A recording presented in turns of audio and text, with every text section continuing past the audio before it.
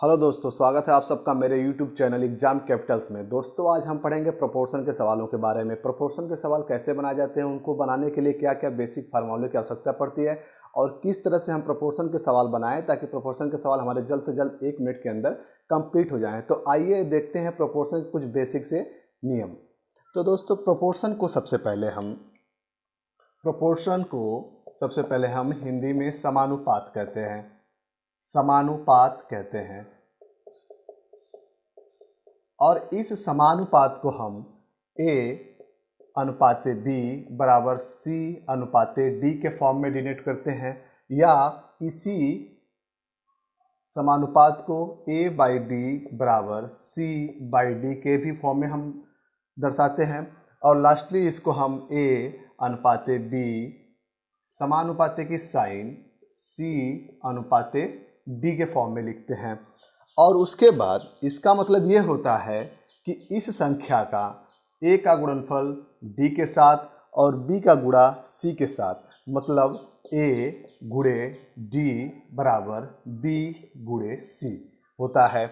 और इसी A into D को प्रोडक्ट ऑफ एक्सट्रीम कहते हैं। प्रोडक्ट ऑफ एक्सट्रीम कहते हैं। और इसे B इंटू C को प्रोडक्ट ऑफ मीन कहते हैं।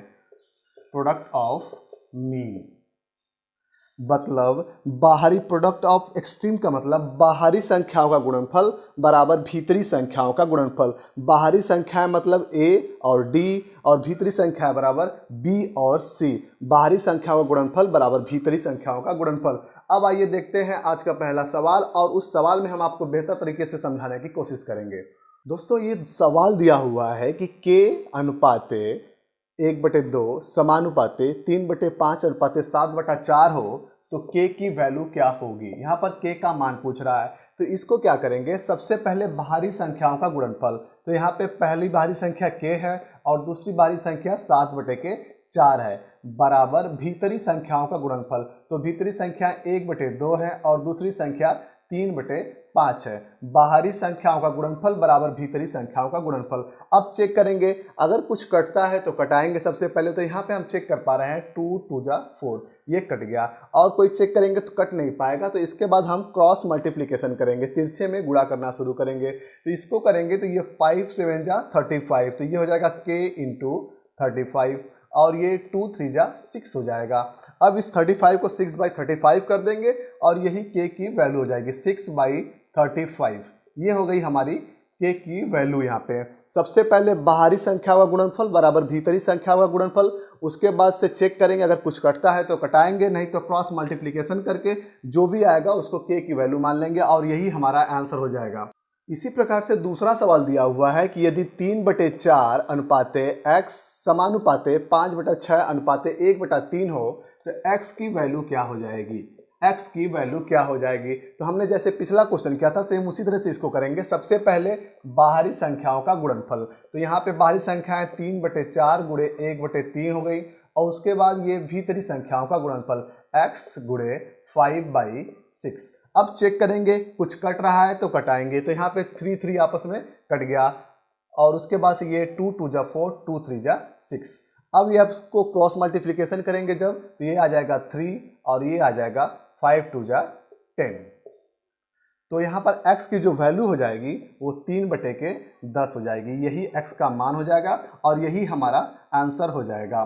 सब वही बाहरी संख्याओं का गुणनफल बराबर भीतरी संख्याओं का गुणनफल। चेक किया, कुछ कटता है तो कटाया, उसके बाद से क्रॉस मल्टीप्लिकेशन करके जो आया वो x की वैल्यू हो गई और यही हमारा आंसर हो गया। आई होप दोस्तों आपको काफ़ी मजा आ रहा होगा। काफ़ी सिंपल तरीके से मैं आपको समझाने की कोशिश कर रहा हूँ ताकि आपके जब भी ये क्वेश्चन आपके एग्जाम में फंसे तो आप उसको सोल्व कर लें और अपना 1 नंबर पक्का कर सकें। अब अगले का क्वेश्चन भी सेम उसी प्रकार से दिया हुआ है कि यदि 1/2 अनुपाते 3/4 समानुपाते x अनुपाते 1/5 हो तो x की वैल्यू क्या हो जाएगी। यहाँ पे भी सेम उसी तरीके से करेंगे। सबसे पहले बाहरी संख्याओं का गुणनफल 1/2 गुणे 1/5, उसके बराबर भीतरी संख्याओं का गुणनफल 3/4 गुणे x।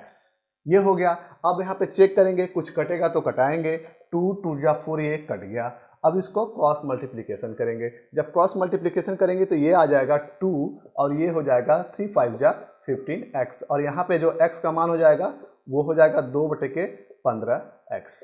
ये हो गया हमारा x का वैल्यू और यही हो गया हमारा आंसर। बहुत ही इजी है, आपको कुछ नहीं करना है। सबसे पहले बाहरी संख्या का गुणनफल बराबर भीतरी संख्या का गुणनफल और उसके बाद क्रॉस मल्टीप्लिकेशन कर देंगे। जो भी आपका x का मान आएगा वही आपका। प्यारे साथियों, अगला क्वेश्चन दिया हुआ है कि 3, 4 तथा 5 का चतुर्था अनुपात क्या होगा। चतुर्था अनुपात मतलब फोर्थ प्रोपोर्शन क्या होगा।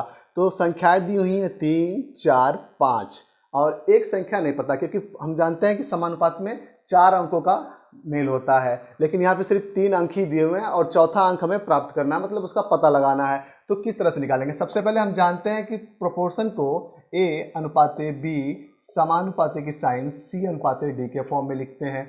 यहाँ पे हमारा चौथा पूछा है, मतलब इसका मान पूछा है। इसका मतलब ये हो गया कि ये जो तीनों मान हैं ये इन तीनों के लिए ही है, चौथे का ही मान हमें निकालना है। तो हम क्या करेंगे, यहाँ पे 3 के जगह 3 की जो जगह है उसको a के जगह पे लिखेंगे, उसके बाद b की जगह पे 4 को लिखेंगे, समानुपाते की साइन c की जगह पे 5 को लिखेंगे और d की जगह पे x लिखेंगे और उसके बाद अपने वैल्यू को प्राप्त करेंगे।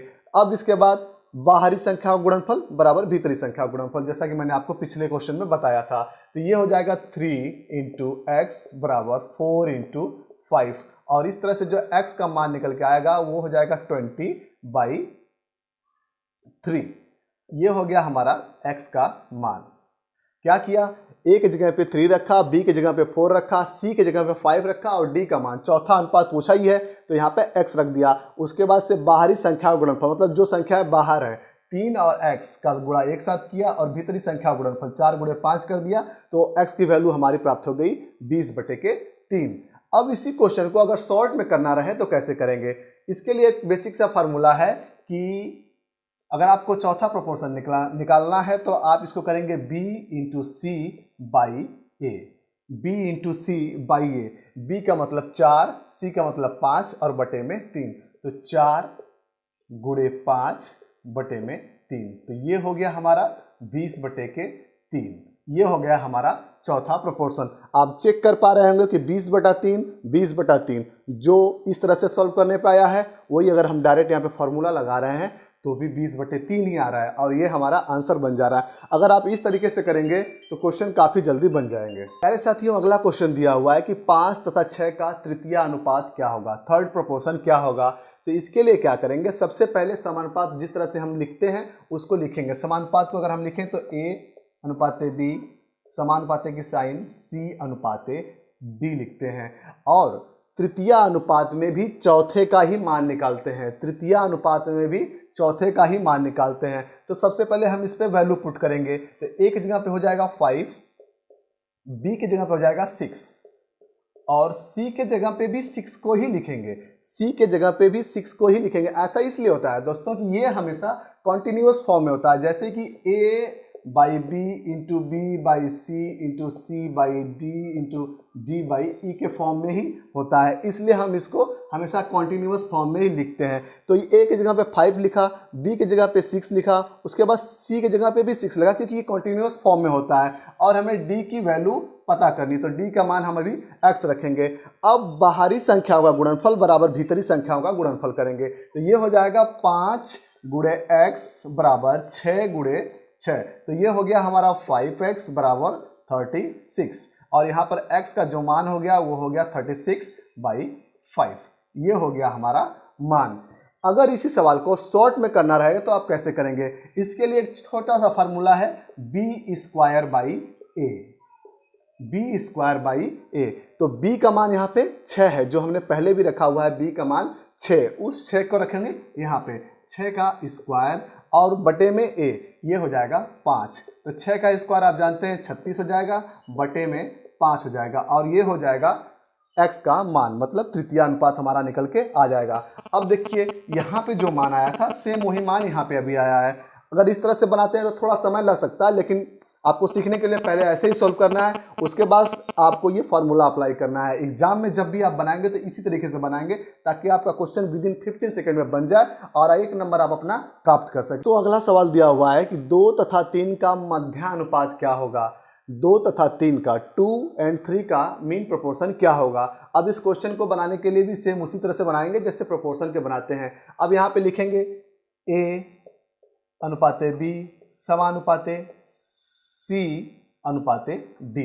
अब मध्यानुपात पूछा है तो मध्यानुपात में मध्य में ये भी है, मध्य में ये भी है, दो चीजें यहाँ पे मध्य में है। तो हमें करना क्या है, एक जगह पर 2 रखेंगे, उसके बाद मध्यानुपात मतलब इसकी वैल्यू ज्ञात करनी है। तो यहाँ पे x समानुपाती की साइन ये भी मध्य में है तो यहाँ पे भी x अनुपाते की साइन, ये जो थर्ड है ये d की जगह पे आ जाएगा, d की जगह पे आ गया। उसके बाद से बाहरी संख्याओं का गुणनफल बराबर भीतरी संख्याओं का गुणनफल। तो बाहरी संख्याओं का गुणनफल हो जाएगा 2 × 3 बराबर x × x। ये हो गया आपका 6 और ये हो गया x²। यहाँ पे x का मान जब आपको निकालना पड़ेगा तो आप क्या करेंगे, √6 और ये हो जाएगा x की वैल्यू। मध्यानुपात निकालना था दोस्तों, मध्य में ये भी है, मध्य में ये भी है, इसलिए दोनों जगह मान हमने x रखा है। उसके बाद से बाहरी संख्याओं का गुणनफल बराबर भीतरी संख्याओं का गुणनफल किया और उस तरह से जो आया वो हमारा x का मान हो जाएगा। इसी सवाल को अगर शॉर्ट में करें तो विदिन 10 सेकेंड के अंदर हम इस क्वेश्चन को कर सकते हैं। और कैसे करेंगे दोस्तों, इसके लिए आप हमेशा रखिएगा कि इसका फार्मूला होता है √a×b, मतलब पहली संख्या गुणे दूसरी संख्या।